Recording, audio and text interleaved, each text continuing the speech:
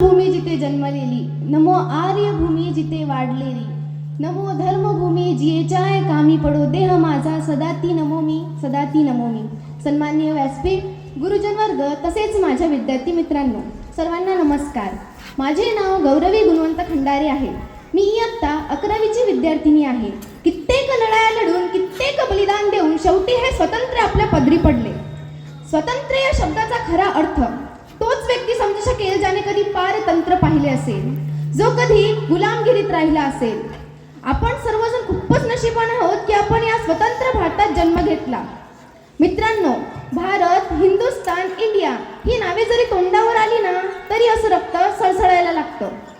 किसी ने खूप कहा है कि हम अपने जान के दुश्मन को भी अपनी जान कहते हैं, कि हम अपने जान के दुश्मन को भी अपनी जान कहते हैं. मोहब्बत की इसी मिट्टी को हिंदुस्तान कहते हैं, हिंदुस्तान कहते हैं. आपल्या भारताला ना सोन्याची चिडिया म्हटले जाते. का बरं? कारण आपल्या भारतासारखा समृद्ध आणि शेतीप्रधान देश दुसरा कोणताही त्या काळी नव्हता हो. म्हणूनच तर इंग्रजांना भारताबाहेर पाऊल टाकायच्या वेळी खूप त्रास झाला असेल.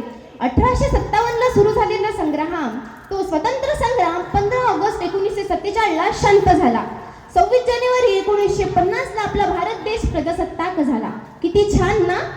आपला भारत देश प्रजासत्ताक झाला तर तो फक्त इंग्रजांच्या गुलामीतूनच. जातीभेद, धर्मभेदापासून नाही, ते काय अजूनपर्यंत सुरूच आहे.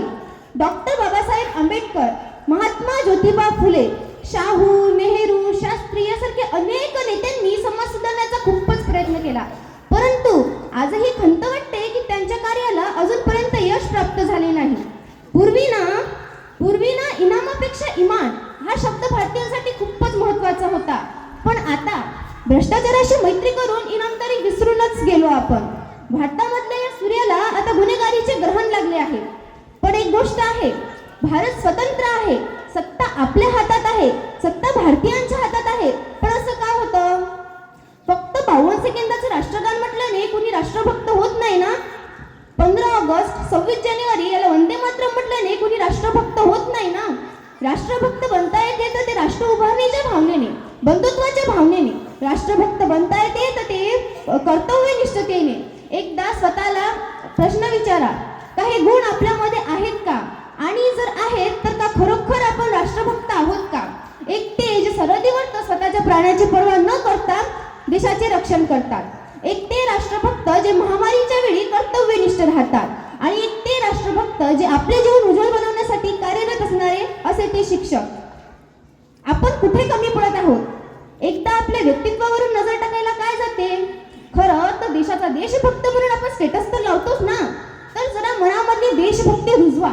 कारण ज्या दिवशी आपल्या देशामधली युवा पिढी सुसज्ज होणार, सुज्ञ होणार, त्या दिवशी खऱ्या अर्थाने